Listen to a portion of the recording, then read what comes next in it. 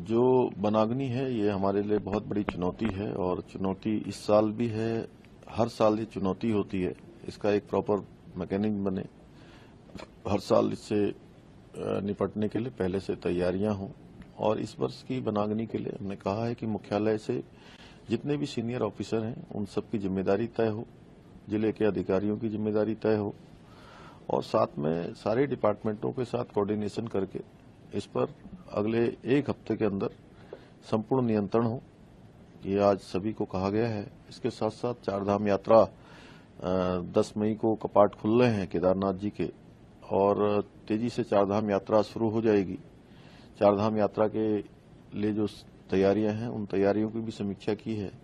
स्वास्थ्य विभाग है, यातायात है, आवास है, पार्किंग है, पुलिस विभाग है, पेयजल है, सभी विभाग, परिवहन है, जिनकी इसमें पर्यटन विभाग है, जिन जिन की भी इसमें भूमिका रहती है, सभी के जानकारियों के संबंध में आज जानकारी भी ली है और जो उसमें और आगे तैयारी करनी है या जो काम 10 तारीख तक समाप्त होने हैं उन सबको पूरा करने के निर्देश दिए हैं।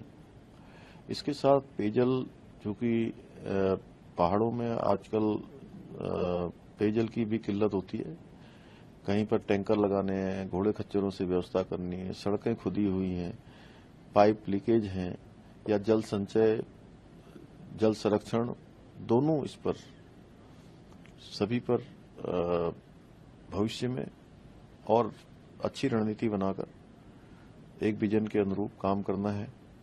उसके लिए भी आज जरूरी जो दिशा निर्देश हैं वो किए गए हैं। साथ में सड़कों की स्थिति भी ठीक हो, क्योंकि चारधाम यात्रा के साथ साथ पूरे देश दुनिया के लोगों का देवभूमि उत्तराखंड में यात्रा सीजन होता है, पर्यटकों का भी सीजन होता है। सड़कें अच्छी हों उसके लिए अलग अलग सेक्टरों में बांट के जो हमारा पब्लिक वर्क्स डिपार्टमेंट है, लोक निर्माण विभाग, उसके अधिकारियों की अलग से जिम्मेदारियां भी बनाई गई हैं, जिम्मेदारियां तय करी गई हैं। आपदा प्रबंधन जो कि एक बड़ा विषय है और अतिवृष्टि है, भूस्खलन है, तमाम प्रकार की जो आपदाएं हमारे को हर साल जिनका सामना करना पड़ता है उसकी तैयारियों के लिए भी कहा है। साथ में पेयजल और बिजली दोनों एक दूसरे से परस्पर जुड़े हुए विभाग हैं। इस समय में बरसात के समय में सिल्ट आ जाने से, बालू आ जाने से बहुत सारे हमारे पावर हाउस बंद हो जाते हैं, शट डाउन हो जाता है, ब्रेक डाउन हो जाता है। उसके लिए तैयारियां और प्रॉपर इस गर्मी के सीजन में बिजली की व्यवस्था बनी रहे, उसको व्यवस्थित तरीके से चलाना है, उस पर चर्चा की है।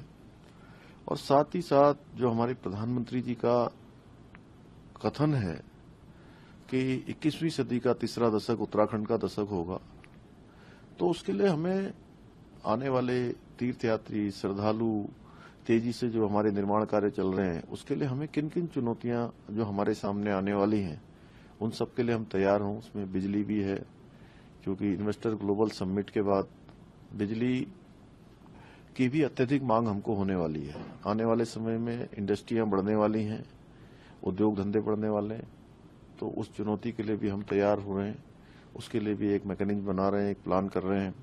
साथ में सूर्य घर योजना जो माननीय प्रधानमंत्री जी ने शुरू की है, उत्तराखंड में हम rain harvesting, catch the rain और सूर्य घर योजना, सौर ऊर्जा, ये दोनों को हम अपने सरकारी कार्यालयों से भी इसकी शुरुआत कर रहे हैं। शुरुआत हो भी चुकी है और ज्यादा नीचे तक ले जाने का काम करेंगे। सौर ऊर्जा के लिए अतिरिक्त रूप से इस बार बजट में 100 करोड़ रुपए की धनराशि का भी हमने प्रावधान किया है, जिससे कि आने वाले समय में जो बिजली की हमारी मांग है, बिजली की जो जरूरत है, एक बड़ी मांग हमारी सौर ऊर्जा से पूरी हो जाए। तो ऐसे तमाम जो बातें हैं, तमाम जो हमारी जरूरतें हैं या चुनौतियां हैं या जिन जो हमारे समय की जरूरत है, आने वाले समय में जो हमको करना है, उन सब पर ठीक से चर्चा की गई है और कड़ाई से